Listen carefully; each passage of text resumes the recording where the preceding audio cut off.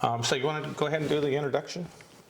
Well, hi folks, it's Rainbow Aviation, Carol and Brian Carpenter, and we're here to discuss the new regulations that the FAA have released. They've been calling MOSAIC. We do want you to remember that MOSAIC is just a proposal and it can be changed by our comments, and we're hoping here to show you just a few aspects that we're concerned about, and with our comments we're hoping that we can show the FAA where they've just missed. I mean, they've done a fantastic job with MOSAIC. We've read the entire document. There's just some aspects that could be addressed to help with the safety and with the availability of repairmen and folks in the industry to reduce the burden on the industry. So we have three areas we're going to be talking about. Yeah, I think you're being a little too politically correct. I think they really missed the boat on this maintenance thing, and so I'll try not to get too wild, but yeah, you're a little on the politically correct side there. The issues that we want to talk about, we got three issues that we're going to do videos on, and so the first issue is going to be this LSRM issue, and of course, you all know we've been doing this for 19 years now. We're pretty passionate about it. We think we've done a really good job with the LSRM program, and so we're going to advocate to keep that in existence. The second issue that we're pretty concerned about is these ASTM standards being linked to the regulations, and we're going to talk about that in a separate video. And then our third video we're going to do is going to be about the exclusion of experimental aircraft from the expanded repairman privileges. And so those are going to be our three topics we're going to talk about. But this one specifically dealing with the whole NPRM as it relates to the maintenance classes.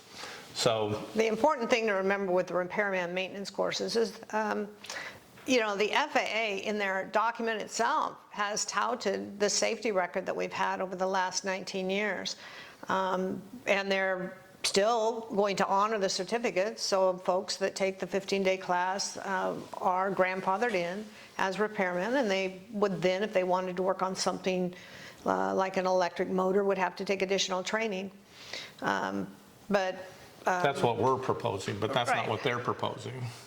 Oh, well, the guys that are grandfathered in could take additional training. Oh, you mean in order to be able to do that work? Yeah, I see what you're talking about. Yeah. But the idea of creating a whole new regulation and not allowing that to be the entry level is there's just got to be a better answer than that. Yeah. So right now they're looking to change the definition of the light sport repairman certificate. And what's it going from and to? So it's going from? It's going from a repairman certificate, with a repairman with a maintenance rating, to a repairman certificate, in parentheses, light sport. Yeah. It's very, very similar, so there could be a lot of confusion with those. Their whole intent here was to differentiate the difference between the original certificate and the new certificate that they're proposing. The folks that were certified under the 15-day program and the folks under their new proposed program, which is, you know, they haven't articulated the how that would look. Yeah. So we can't really see or speak on that. But here's what it says in the slide. It says here, we're going to refer to these as only aircraft, and the example was 65109. What was that? The new proposal for the requirements for anyone that takes the repairman certificate, they would be doing a program that's similar to an A&P, because they would have to, they would take a batch of the airman certification standards right out of the A&P requirements, and some folks are referring to it as an A&P light. Yeah, that's kind of the topic, but here's the portion of the NPRM that talks about 65107 and the new training courses. And basically now the whole concept is that you must include the minimum knowledge, risk, and skill assessments. So remember, this is three items. You're going to be talking about knowledge, that's the portion, then the risk management issues, and then the skill elements, which are actually going to have to demonstrate these kinds of things. And so all of those are incorporated by reference 6523. So what's it say in 6523? 6523 gave us a little bit of heartburn, because when you go here, there's nothing. It just says that it's going to be pulled out of the airman certification standards. They do not articulate how many. What do those stars mean? Well, some people say it's just because it hasn't been written yet, is what I was told. I said, why aren't they listed So we there? have no idea. This could be in a complete A&P program, back in school could for be. a year and a half, 2 years. But they are saying that they will be able to, they're going to be the light sport repairman that's able to even address vertical lift and gyro. So you have to think that it's going to be much longer. Well, I have read in detail the ACS standards and the requirements that they're talking. I mean, we don't know what the requirements are. This is, that's part of the difficulty. It's one of the things that gives us heartburn. If they had a proposal here that we could comment on, it would be one thing, but we don't even know at this point. Yeah, it just feels like they should I put out another draft and put in those details and then let us all have public opinion again. Yeah, so as we read through the ACS standards, I can't see you doing this program and meeting those ACS standards that exist right today. I don't know how you do that less than a year program. These are going to be huge programs. But it could be, because they say they have a working committee that's getting together to pull out which ones would a person get credit for in the repairman maintenance course. Yeah, but it's so it could be a shorter. It's ridiculous, though. The ACS standards, and I've got a slide up here, they don't talk about the light sport stuff. It's like nobody understands, nobody that's writing this stuff has any experience with the light sport rule at all. Let me just give you some examples. They don't include weight shifter powered parachute guys. We're just going to leave you guys in the dirt and say screw you. The electric propulsion systems, battery management systems, ESCs, safety for electrical stuff, that's going to be a huge part of this whole thing. What about electronic fuel injection systems and electronic ignition systems? Those aren't currently in the ACS. BRS stuff, I didn't see that in there. Rotax engines, Bing carburetor synchronization using the BUD system from Rotax to diagnose these new IS engines. Two-stroke engines. They keep saying we need to stop talking about two-stroke engines in class. They're trying to force us not to talk about that. Think about all of these people that have these small, lightweight, affordable aircraft that are using a two-stroke engine, and we don't want to provide any training for them anymore. That doesn't enhance safety, that just makes it worse. Vertical lift systems, FADEX systems, all of that kind of stuff, none of that's in the ACS standards. It's just a complete mess at this point. So, unless you go back and completely rewrite the ACS standards, I don't know that you're doing anything. And I can tell by looking at the wording in the new NPRM that these are not being written by individuals that have any experience in the light sport world. Perfect example was I went to read all of the criteria for what it would take to be a training provider for the new light sport program under this ACS standards, and the example... Because we will write one. Well, yeah, it's not like we're not going to stop doing this, but anyways. And to be honest with you, we already have a year's worth of curriculum we could throw out on the table immediately. We've already applied for 147 school status. We're working on that right now. To us, it's not going to matter how this goes, but we're really interested in protecting the industry.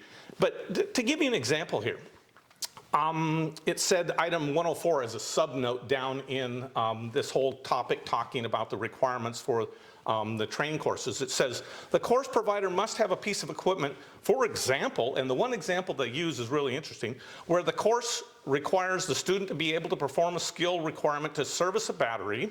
The course provider must have an aircraft battery in a condition that will allow the student to demonstrate the appropriate servicing equipment.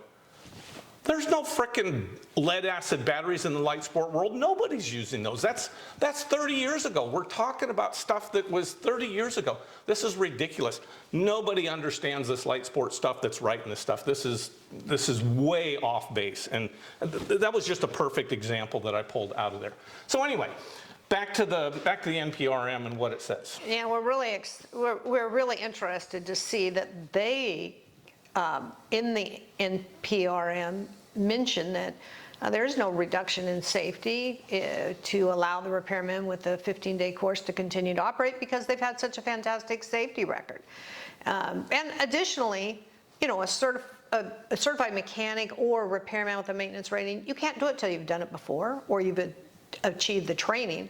So there's no risk to any manufacturer out there that's concerned about their aircraft being maintained if they put an electric motor on it. These guys aren't. In our courses, I think we really emphasize that point, that if you don't have training, you got no business working on this kind of stuff. That's not true. The A&P community is one of those groups out there that continue to ignore this rule, that they haven't done it before, and we'll talk a little bit more about that. So we actually, in our classes, will tell the guys it's a license to learn. It's no different than getting your pilot license, and then you build on it over time. And with the sport pilot, they're allowing them to, we're still going to give out sport pilot certificates. The guys are just going to get additional endorsements. So the same should be true. Yeah, if that's such a great program for the pilots, why is that a horrible program for the maintenance guys? I don't understand the correlation. It just makes sense that you would go ahead and have the entry-level class so that you can get a simple owner with a simple light sport non-complex aircraft that we've been manufacturing for 19 years, and allow them to take that 15-day class and do their own inspections on their simple non-complex aircraft. I pulled this out of the NPRM overview, and it says, since the 2004 rule, the FAA considers the safety record of light sport aircraft validates certification requirements established in 2004 final rule, and provides for expanding scope of the certification of light sport aircraft and operations. They're validating that this has worked in the past. Well, and on the first line, it says light sport aircraft have had a lower accident rate than the experimental amateur-built planes. And we're going to talk a little bit in our third video about why that experimental rate doesn't need to have that lower incidence of or higher incidence of accidents.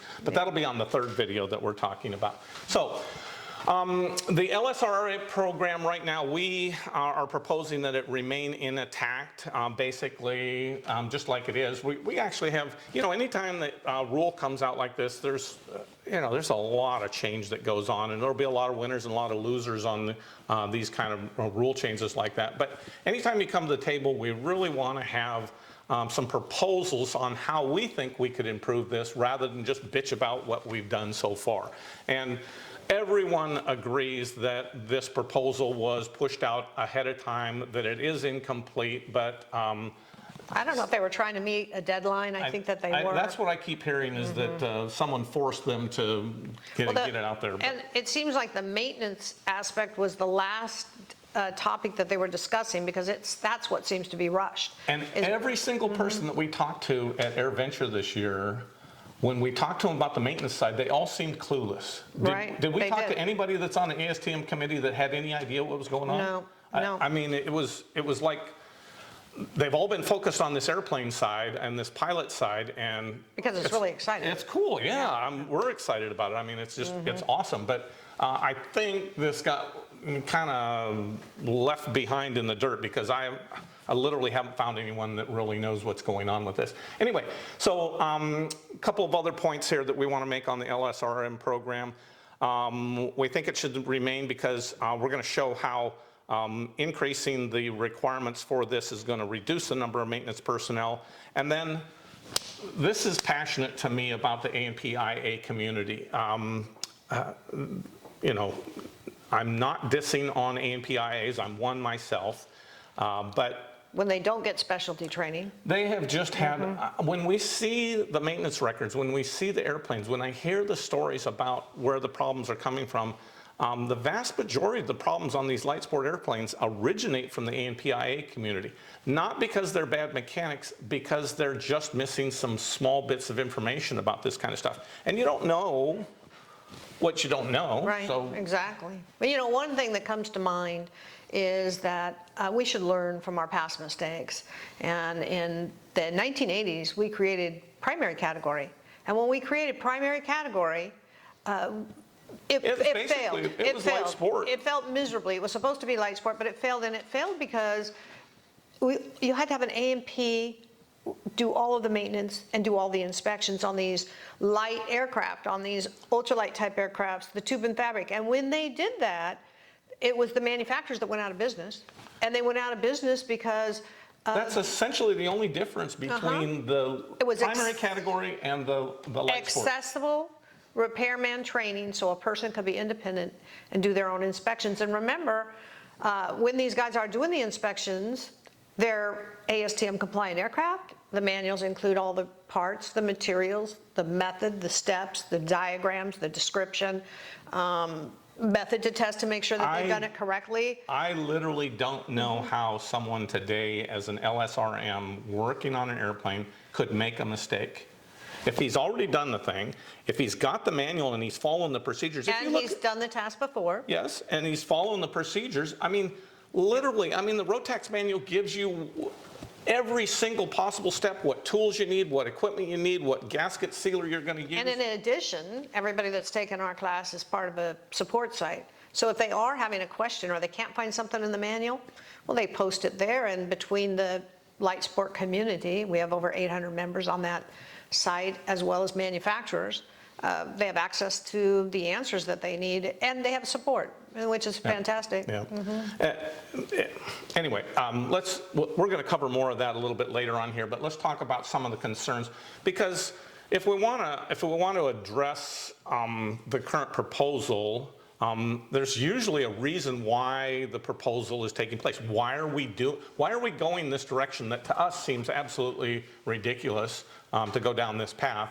But let's talk about that. And so we're concerned about training for these more complex airplanes, and totally get that. I understand that. Even though the existing way that the regulations are written, you can't do it till you've done it before, so it doesn't matter if it's more complex. If you haven't worked on a FADEC system, you need more training before you can do that. And so we get that, and I think we have an answer for that. We need more maintenance personnel. That is a huge, huge problem right now, having enough maintenance personnel. And I hear it from regular aircraft owners that have type certificated aircraft all the way down the experimental low end of things. Huge, huge problem there. But we have a tremendous lack of existing maintenance personnel to start with. Lack of specific training for the A&Ps. We're going to talk a little bit more about that.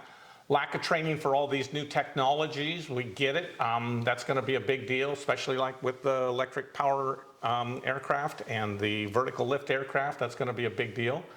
Manufacturers, boy, I hear you guys. I understand that this liability is just a huge part of your whole business. I think it's super important for them to realize that no one's modifying their aircraft. You can't alter, modify.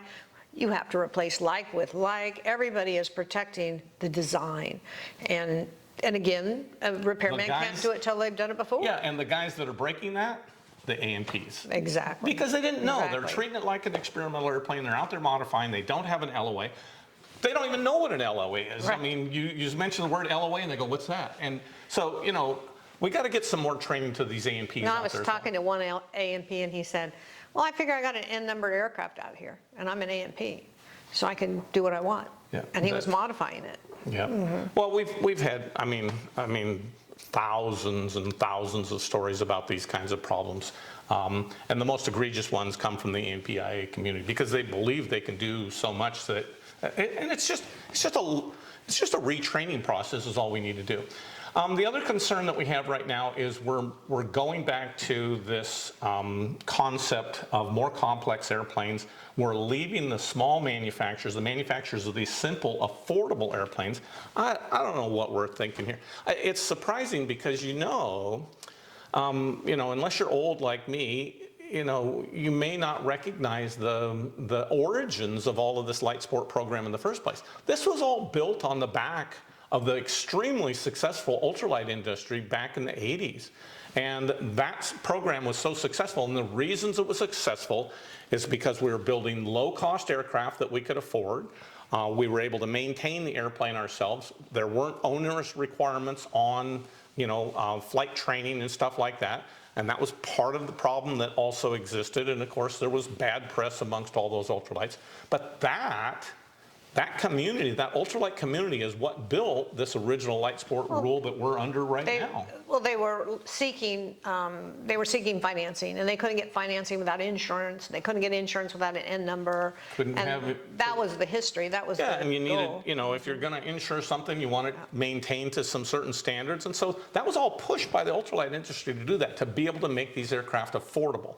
I don't know what's going on, but the whole concept that $150,000 is now an entry-level price for an airplane, and we got well over 300,000 on so many of these airplanes. I mean, 3/4 of students that bring airplanes to our class, we couldn't afford one of those things. I don't know what they're doing, but Well, we just, and we want to embrace those, but we also want to well, of course, allow they're space cool. for our I'm just ultralights. jealous of all of our students that have these cool airplanes. But, you know, we can't leave. How many entry-level people into the aviation world are going to be able to do this with a $150,000 entry-level cost of an airplane? I don't know where we're going. It No, I doesn't think make any our sense. average pilots need the lower cost, simple, easy to. We're going to run out of pilots if we maintain. don't start addressing some of these problems with the cost of Absolutely. getting involved with this whole thing. Absolutely. So we're passionate about that side. And of course, we came, you know, from And the that cost ultimate- of taking the training. Well, that's all part of Exactly. the cost of Right. operating, the cost of Right. insurance and maintenance and tie down and fuel and all of that kind of stuff. And so this is just reiteration that, you know, the repairman certificate, we've got a pretty good program in place. The fact that they can't do it till they've done it before allows them to get training over a period of time and solve those problems. But here's what's interesting. I put this slide up here to show, you know, we've got 19 years now of doing these LSRM training. And so the purpose, the reason that they talk to us about attending the course, we've got on this slide here. The number 1 and 2 items that are on the list is to control cost and to control safety. They are tired of being forced to take their airplane to an A&P IA that doesn't understand about a Rotax engine, doesn't understand what an LOA is, doesn't understand ASTM standards, completely clueless about this.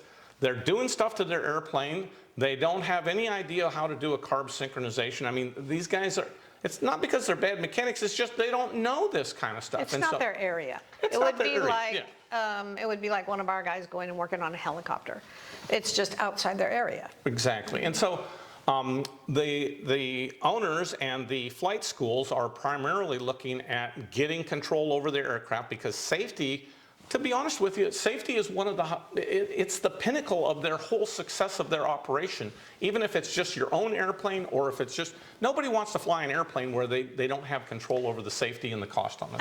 And if an owner does his own inspection, he can take his time. He doesn't have to worry about billable hours or the bill being inflated to the point that the customer would be upset. He can take a long time, do it well, maybe push it to the winter. We see our customers, our repairmen with maintenance ratings, taking time and doing quality inspections. This next slide here that I pulled up, I kind of advanced forward just a little bit, shows that nearly 43% of the students that take the class are aircraft owners. And once again, the reason that they're taking that class is because they're trying to get control over safety, and many of you that are watching this video are aircraft owners that have had this experience, and when you write your comments on the NPRM, it's very important that you go ahead and provide some of these examples. We can't just have these examples coming from one individual. They need to be from you guys that have experienced this thing. But every single time they sit in class and they tell us these stories about the horrible stuff that's gone on with their airplane, and I can tell it's just a lack of a little bit of knowledge on the thing, but Well, they're out there. Maybe, do you have one example of an A&P that? Yeah, I hate to beat up on Oh, these guys, but well- I'll give you an example that happened early on, and this was a problem in the early days of the light sport community, where we had an owner had bought himself a CT, and he brought it in, and he said, I just need a little help doing the first annual inspection on the airplane. And he says, even though I've been through the class, I'd really kind of like some guidance to show me step by step on how to go through the thing. And so he brings it in the shop, and we open up the door, and I look at the panel. Oh my God, it's got this glass cockpit suite on the thing, on this CT, and I said, wow, I had no idea that Flight Design was selling these airplanes with this kind of glass cockpit availability in the thing. He says, oh, no, it didn't come from Flight Design that way. I hired the avionics shop in, I won't say where, to do the installation on this thing. And I said, well, let's look at the LOA that they got for doing this modification, because this is a significant modification. Obviously, $40,000, $50,000 worth of avionics in this airplane. And so we got to look, and there's no LOA. Yep. So we called the guys that did the installation. They said, well, this is all new to us. We didn't really know what we were doing. So we called the FAA. FAA said, well, it's all kind of new to us. We don't really know what to do either. You guys probably should just go ahead and fill the 337 out for doing this. A 337 is a major alteration repair on a type certificated product. This is an LSA. It doesn't have a type certificate on the thing. That ended up in Oklahoma City. By the time we started trying to track down what had happened with this thing, it was all balled up. The FAA from Oklahoma City was involved with the thing 6 months before he was able to fly the airplane again, because we had to go back and get flight design approval for all those modifications that happened to the thing. Totally innocent on everyone's part, but classic. Well, what concerns me is when we have these slight, installations where there's an accident that's involved. There's these, just a little bit of knowledge would have stopped that, and then you have an accident, and then we hear about these things all the time. Yeah, the example of the TechNam where the A&P decided to modify the thing and put in a Hobbs meter in the thing, and didn't know, made some mistakes, installed it improperly. The line that went to the oil pressure sender snapped off. They lost oil. Airplane crashed. Destroyed the airplane. Didn't do an LOA, didn't get an LOA to do the installation, really screwed up because they didn't do a logbook. They're kind of treating the airplanes as though they're experimental airplanes, when they're not. They're no different than a type certificated aircraft when it comes to that level of detail and safety that's involved in the thing. And it's just different. It's not like it's hard, but yeah, good example of that. I'm gonna go back to this previous slide here and talk about some of these others. So control cost, control safety. The other one is the availability of an A&P in the first place.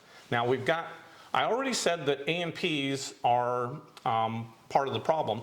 You will see on this slide here, we've got a little 6% sliver of that slide that's showing that that's A&PIAs that are coming to the class.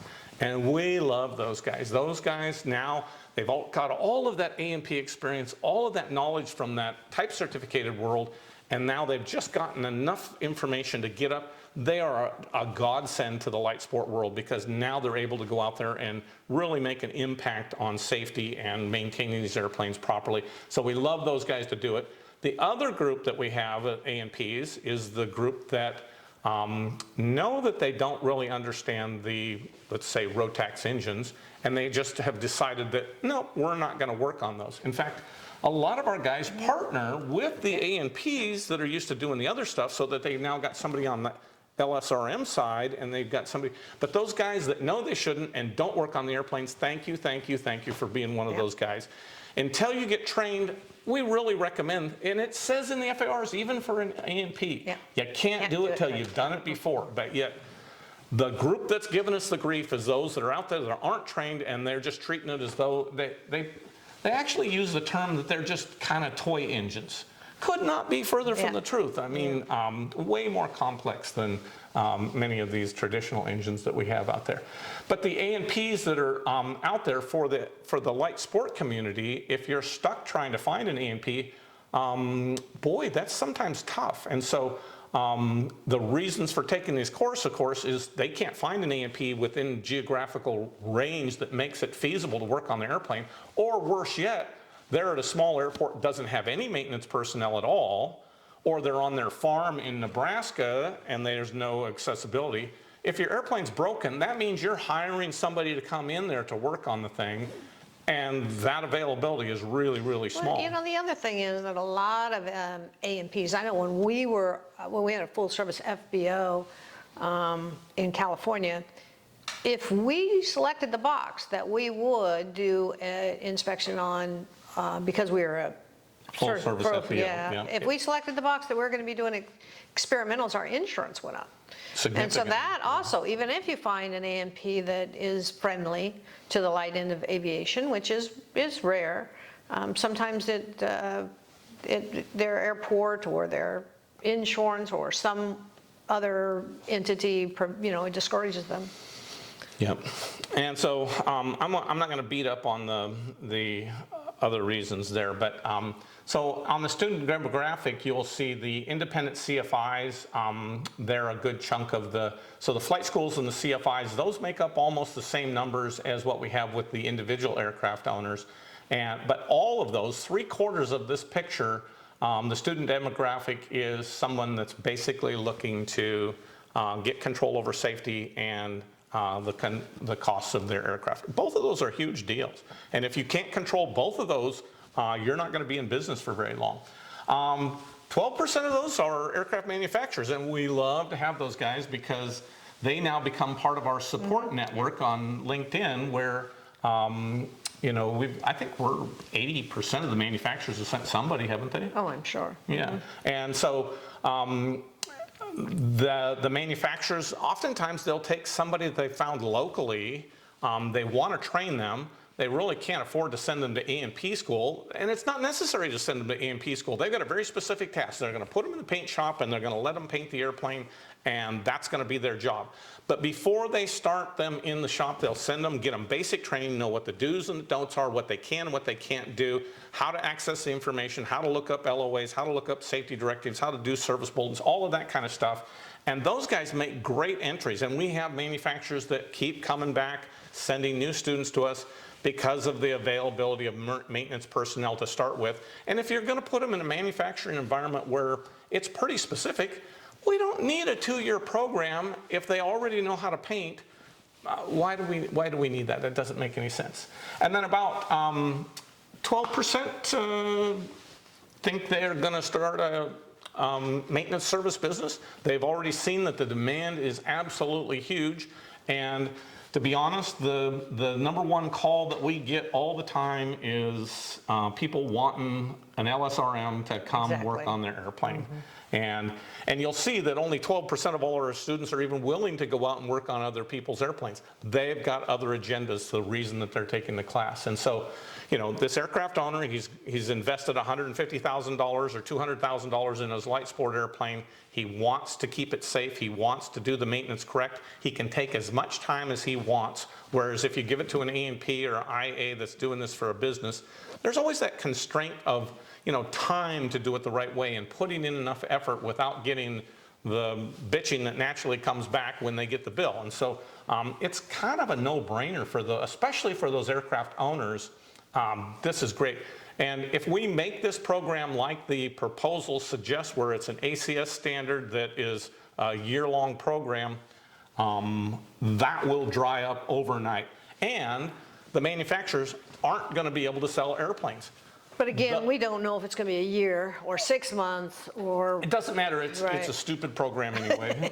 I'm sorry. We're going to have a better proposal, I think. But think about this from a manufacturing standpoint.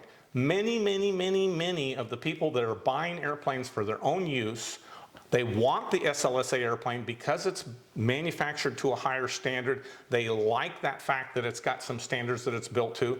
They don't really want to go out and buy a type certificated airplane. It doesn't fit their needs. So they can buy this type certificated airplane, but the number one overriding reason why they're buying the airplane is they can maintain it themselves. They can get this LSRM certificate to be able to get some control over the maintenance. They're not having to take it out with, you know, coming back from an annual inspection and then who knows how it's going to run after they get it back. And when that happens, what ends up happening anyway, if you don't have the LSRM certificate, is these guys take it to an A&P, they don't do a good job, and then they realize that there's no sense doing that, and guess what? They just start doing the maintenance by themselves anyway. It's ridiculous. So on the business side, some folks are full-time, but some folks will do, say, will be like an aircraft owner who'll go home and help his local EAA chapter with their light sport. So it's not all or nothing, you know, it's kind of, there's a spectrum there, which is interesting. So, so you guys that are filling out the NPRM, just give some examples of those bad experiences with A&Ps, the non-availability of A&Ps, that kind of stuff, just to show that correlation. And so that I think also it's unaccessible if a person has a regular life and job to be asked to, you know, go to a school for 6 weeks or 6 months or. Yeah, so that's the next slide that we got coming up here.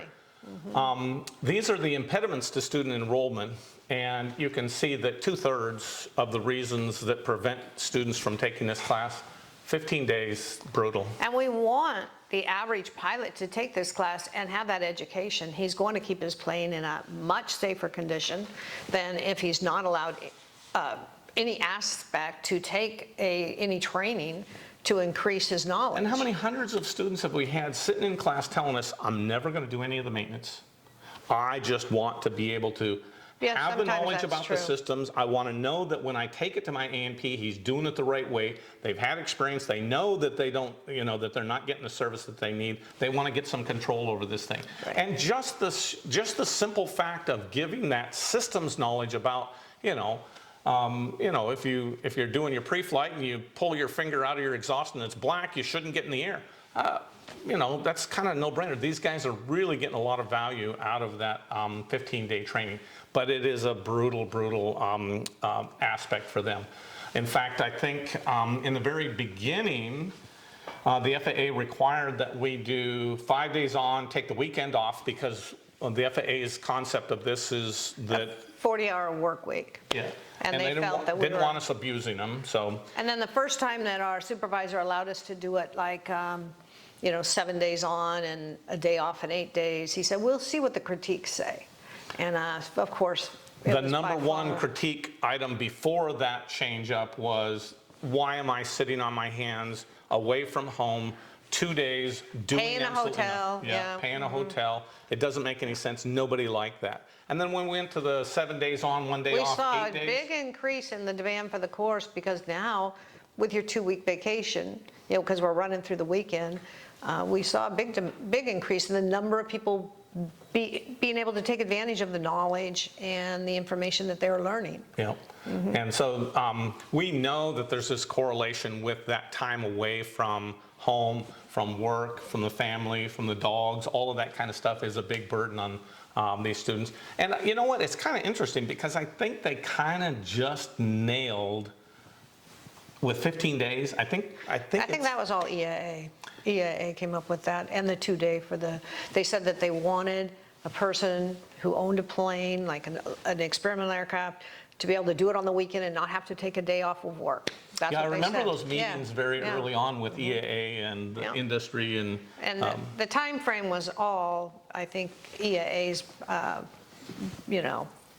input. Yeah, and I think it worked out perfect. It did. It was perfect. By the time we've got 15 days, these guys are burnt. I mean, but they're not really doing 15 days either, are they? I mean, every morning they're here an hour before class. Every night I have to throw them out of class because they're just in there working their little brains out until, So anyway, with these understandings, remember, this is an accumulation of 19 years worth of us teaching this stuff to experience these conditions that exist within the light sport community. I don't know how anyone else is going to be able to gather that knowledge without having been there, having done that thing.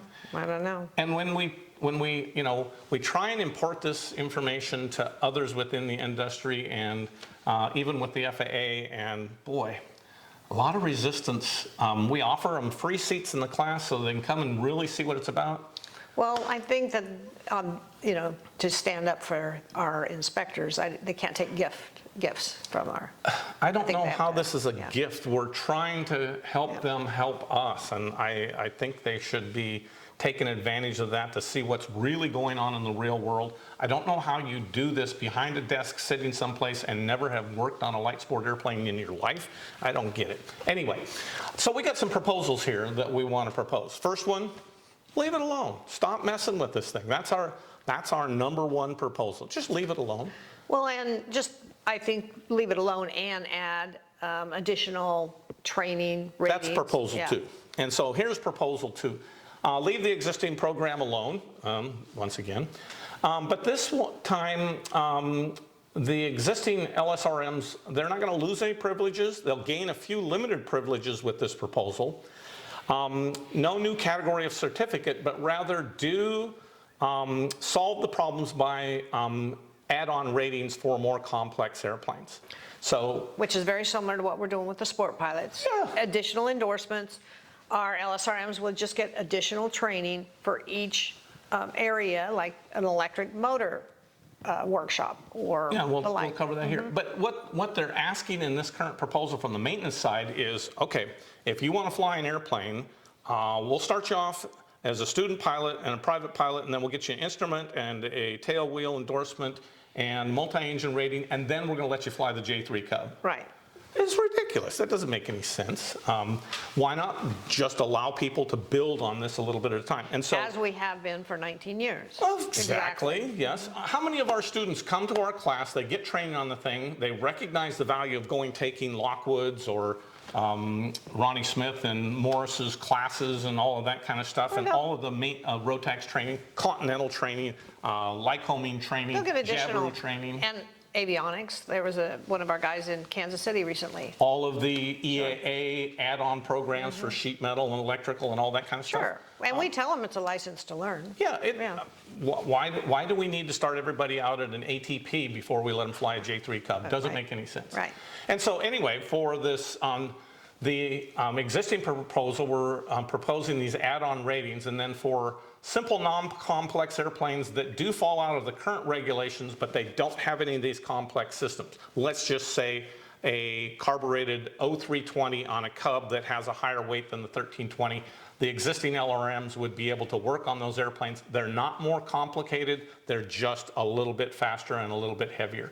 The LSRMs can continue to exercise their privileges on all of the existing airplanes that met the original definition, no matter how complex they are. But what we're suggesting here is maybe some add-on ratings that look something like this. So a complex rating, an electric propulsion rating, vertical lift rating, advanced electrical and electronics rating, turbine engine rating. Obviously, we're going to need more additional training for that. And we'll talk about that. Unless you don't want to work on them. Well, then of you course, just why don't. do I need a turbine Right. engine And then rating if I'm going to fly a J3 Cub around Exactly, the patch? It doesn't, exactly. or any of the other. So complex rating would look something like this. Constant speed, inflated adjustable propellers. Now, the way that it works is if that airplane is built and it has any of these subsystems in that aircraft, it would require the complex rating. If it's just a basic airplane like we had before, it doesn't need that add-on rating. Retractable landing gears, turbo and supercharger systems, electronic ignition systems, FADEC systems, and electronic fuel injection systems. Those are complex. I understand the manufacturers wanting these guys to have more training for that. I agree. I think that that's a brilliant idea. I think this is a way to do that. But why are we punishing the guys that just are flying the simple 80 horsepower Rotax 912 around the patch? I don't know why you would need to have them have all of that training. If they want to change airplanes later, or if they are working on other types of airplanes, go get that added rating. Let's talk about some other. The electric propulsion stuff. This is going to be completely new. Not only do the LSRMs need this training, dude, the A&Ps are going to be really hurting in this area. It would be crazy to cut them loose out on stuff like this. Vertical lift rating.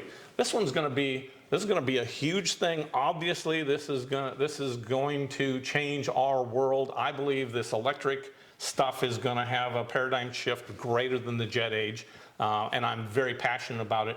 But for some of these vertical lift ratings, we think that maybe we should even do something because of the different systems that are out there. We think that maybe you should have to have what would be the equivalent of a type rating to work on some of these airplanes. Just a proposal, something to think about. We know that the FAA is always concerned about the electrical and the avionics stuff because it's getting so complex, and I think that they might have some justification there. But for the average mechanic that just wants to maintain his airplane as an SLSA, not do any additional modifications to the thing, maybe do some wiring changes because of corrosion or something like that, we don't need an advanced rating to replace a circuit breaker or a switch. But for those avionics installs and that kind of stuff, I think we probably need some maintenance personnel that are trained beyond that in the electric world, and even to a slightly lesser degree than a typical repair station with an avionics shop doing all of that really high-tech complex stuff. And then turbine power rating, this is an obvious no-brainer. We're going to need the A&P schools to be setting up programs for this. They're already set up. They've got the equipment, the training, the knowledge, the power plants to set up a program to get a turbine power rating, and I think that would be essential also for those new airplanes, and an exciting new area. I mean, boy, you got me thinking on this one. And here's the other one that I'm kind of passionate about, the A&P transition training. We don't want to impose additional regulations onto the A&Ps, obviously, just because the world's changed, but issue the LSRM certificate to A&Ps with an online course, voluntary participation. If you don't want to do it, no big deal. You don't have to do any of that. But if you want to offer services and you want to advertise that you've been trained as an LSRM and you've got these additional ratings for things like vertical lift or electric power plant, it would be an advertising, and it would be something that would substantiate that you are in fact qualified to be working on those types of airplanes. How many A&Ps actually know how to do a carburetor synchronization properly? And you wouldn't or want run to them? have a practical portion to that? Well, I think that would be valuable, but I'm more concerned that we get them a little bit of knowledge to the point where they stop making these egregious mistakes with compliance on maintenance. And at least they know. And at least they know if they want to come take additional training, we could easily set up and remember, we've done that. When Wally had Synergy, he brought his entire manufacturing crew down. And all A&Ps. All Yeah. A&Ps, and he brought them all down, and we trained them on installations and carb synchronizations and setup and maintenance of the engines and troubleshooting and stuff like that, and carburetor stuff, which was a huge deal, which none of the A&Ps understand the Bing carburetor stuff. So I think I'm just looking for a way that we can make this least impact, but provide that a little additional training to those A&Ps out there. And God, we need more maintenance personnel doing more stuff. I don't think we should be putting impediments in the way of anyone getting these LSRM certificates. So that's kind of my, the time requirements for these add-on modules, I think they need to be flexible depending on the type of additional rating that you would get. But based on our experience, remember, we have actually done 90+% of all the light sport repairman training in the country. How many instructors do we have total that we've used over the years, our add-on instructors? Right. 12 to 14. Mm-hmm. Yeah, and so we've got a network of these existing instructors out there, but we have seen this whole thing with when you get too big of an impediment in front of these guys, they're simply going to not do the training. And so if we make this easy, I think that's why I'm really recommending the online. They already have a superior rating to that in the FAA's eyes, issuing them an LSRM certificate and then additional ratings, which would probably include, the additional ratings would include the practical portions, but the base portion, I think we could get them that information, well, to be safer and more effective out there working on these things. So that's kind of our proposal. And I think that the third bullet there is important, that the manufacturer that builds an aircraft, that the correlation of aircraft sales is going to be directly. There's such a strong correlation between, if I'm going to buy this airplane, how am I going to do the maintenance? Who's going to do the maintenance? And how much is it going to cost? How much is it going to cost? And is it going to be done safely? And if we don't do something like this program, this type of a program where we have the additional add-on ratings really makes it feasible for there to be more people and more pilots. And from the manufacturer standpoint, why would you not want your pilots trained on the maintenance aspect? When we train military pilots, it's system stuff so that they know that when something's going wrong, they understand the root cause of that rather than just going, that doesn't sound good. Right. It's like that kid from Saudi that he's texting me from the middle of the Sahara Desert and his engine's not running. He sends me a video of the RPM going all over the place and he doesn't know what's causing it, but he's in flight texting while this engine's about to fail and he's wanting help on the thing. Knowing those engines, big plus for safety for the pilots alone. Yes. So we think that this proposal solves all of these problems that we've just identified out there. Additional training for more complex aircraft. It makes sense. I think that's what the intent of this NPRM was in the first place. We're just concerned. We don't want to throw the baby out with the bathwater, though. Why ruin a perfectly good program when we've got a solution here that will solve these additional complex things? More maintenance training rather than less, that's important. We need more existing A&Ps and more existing maintenance personnel, and we need some additional training for these existing A&Ps. This will be the least impact way that we can get these A&Ps out there with a little additional training to keep them from making those non-compliant repairs and inspections on the thing.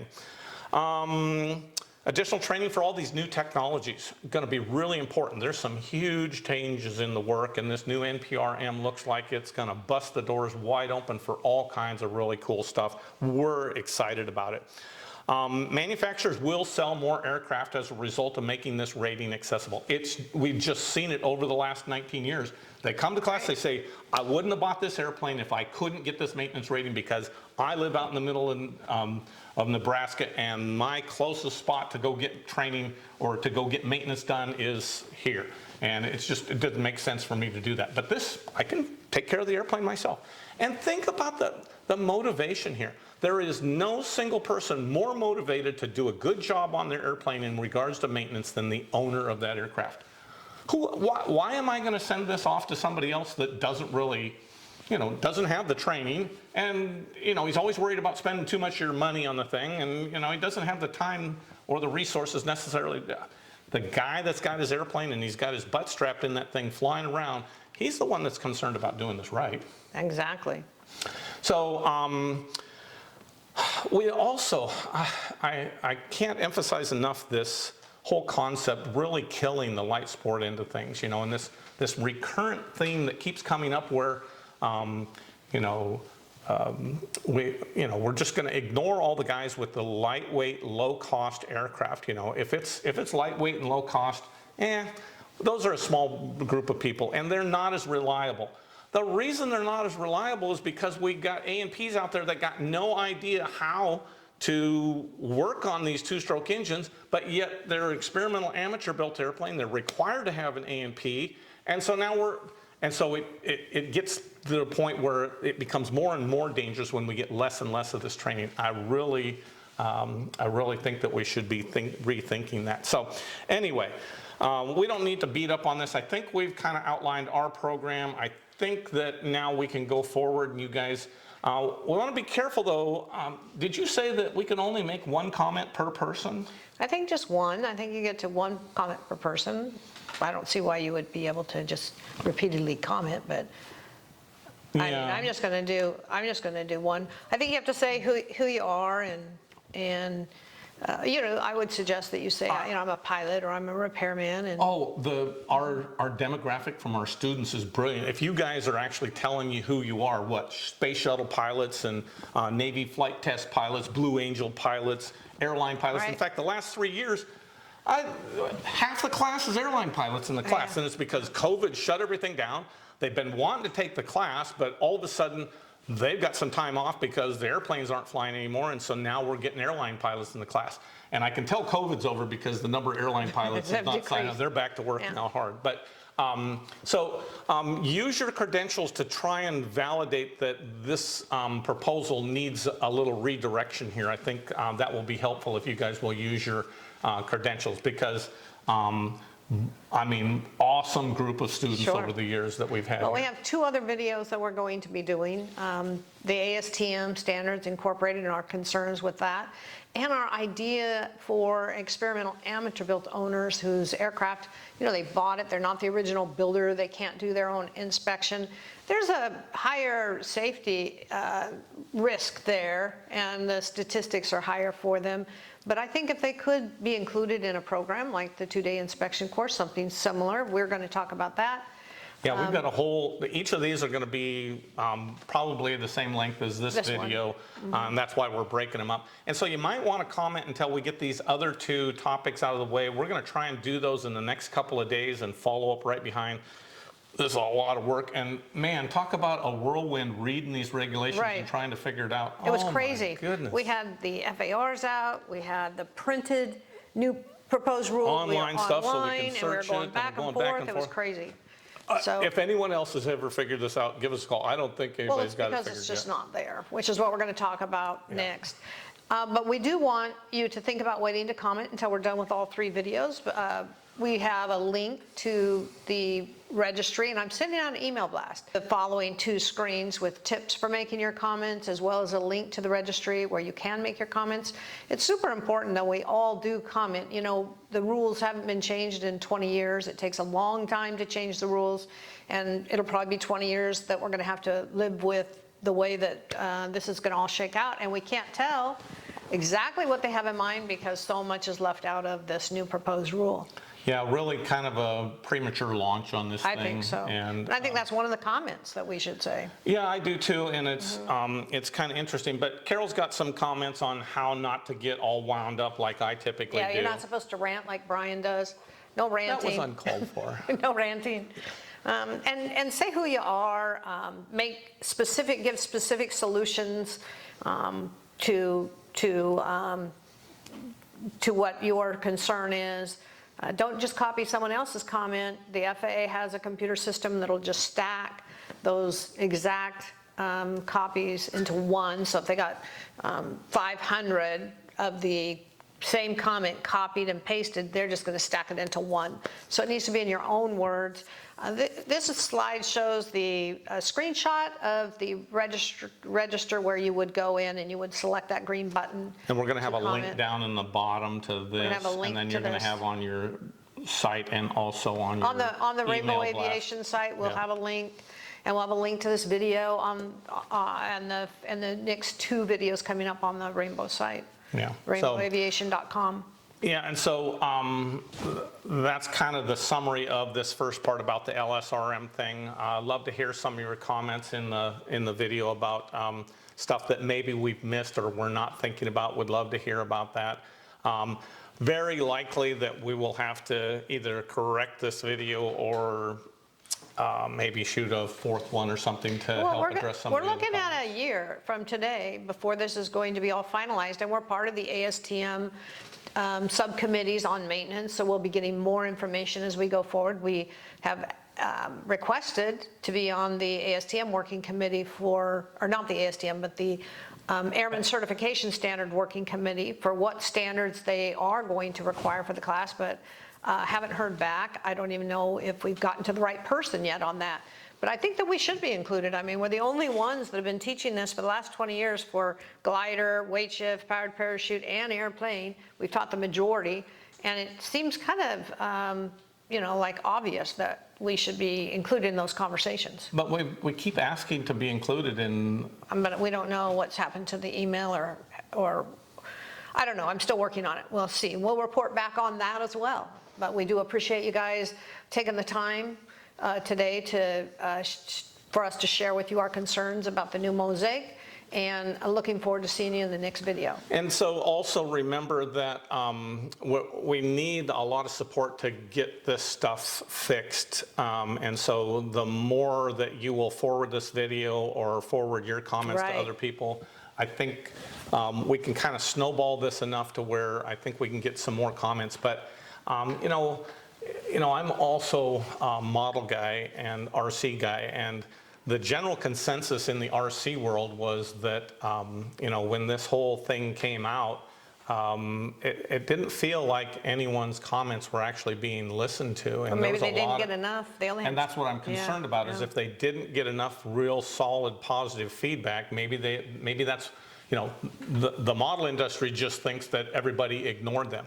And it's kind of interesting because every time I talk to some of the RC guys, they just say, screw it, I'm not going to follow their new rules. They can't force me to do this. Kind of the gun lobby, Right. when you pry it from my cold dead fingers, you can get my RC transmitter kind of thing. But I think we've got some good solutions. I think there's some premature proposals that were made in this NPRM, and if you can get this out into the hands of a lot of other people, I think we can help to kind of explain what we would like to see happen, and I bet you guys can have some impact on this thing. So thanks for watching. We'll see you in the next video. Should be coming up shortly behind this one.